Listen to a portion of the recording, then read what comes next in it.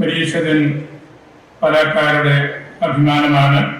നമുക്ക് സുവിശേഷത്തിൻ്റെ സന്ദേശം ലോകത്തിൽ നിരന്തരമായിട്ട് കൊടുക്കാൻ ഏറ്റവും കൂടുതൽ സഹായിക്കുന്ന ഒരു പാർപ്പിടമാണ്.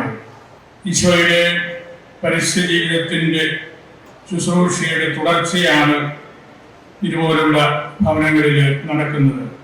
ശരിക്കും ഒരു ഇൻകാർണേഷൻ, മനുഷ്യാവതാരം ഇവിടെ നടക്കുന്നുണ്ട്.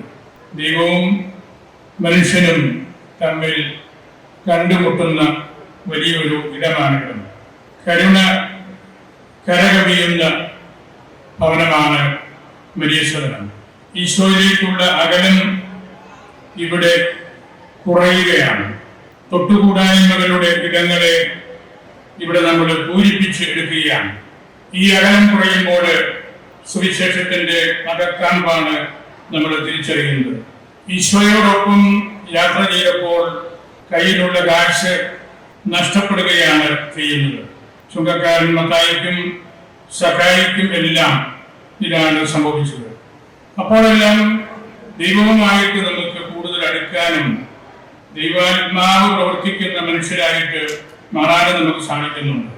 ബഹുമാനപ്പെട്ട സന്തോഷിന്റെ ക്രിസ്തീയ ജീവിത അനുഭവത്തിന്റെ ഒരു ആവിഷ്കാരമാണ് ഈ വലിയ സദനം അല്ലെങ്കിൽ ഭവനം. ഇവിടെ ഒരു ക്രിസ്ത്യാനുകരണം നടക്കുന്നുണ്ട്.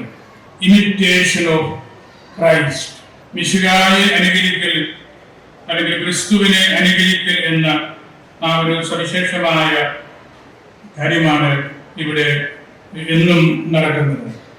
എല്ലാ കാര്യങ്ങളിലും ഇവിടെ ഒരു സന്തോഷ് ടച്ച് ഉണ്ട് എന്ന് നമുക്കറിയാം.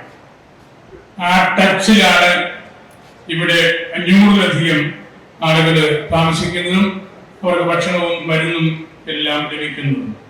ദൈവം നൽകുന്ന അളവിൽ വേണം നമ്മൾ വീടുകൾ പണിയുവാനായിട്ട്, അല്ലെങ്കിൽ ആ ഭവനങ്ങളെ പൂർത്തിയാക്കാൻ നമുക്ക് പറ്റില്ല. ഇവിടെ മനുഷ്യനെന്ന അളവ് പോലും ഉപയോഗിച്ചാണ് സന്തോഷം ഈ ഭവനം പണിയുന്നത്. സിമെന്റും കമ്പിയും കല്ലും കട്ടയുമല്ല, മനുഷ്യനെന്ന അളവ് പോലെ. ഇവിടെ രാജീഷ് സാറ് പറഞ്ഞല്ലോ, വളരെ വേഗത്തിൽ വിളിച്ചുകൂട്ടിയ മീറ്റിംഗ് ആണെങ്കിലും വളരെ ഗംഭീരമായ ഒരു സദസ്സാണിത്. അങ്ങനെ മനുഷ്യൻ എന്ന വാഴക്കോല് കൊണ്ട് പണിയപ്പെടുന്ന ഈ വലിയ സദനം നമുക്ക് സഭയുടെ സുവിശേഷത്തിന്റെ വിശാല സമൂഹത്തിന്റെ ഓരോ മനുഷ്യന്റെയും മഹത്വം എന്താണെന്ന് തിരിച്ചറിയുവാനുള്ള വീട് കൂടിയാണ്.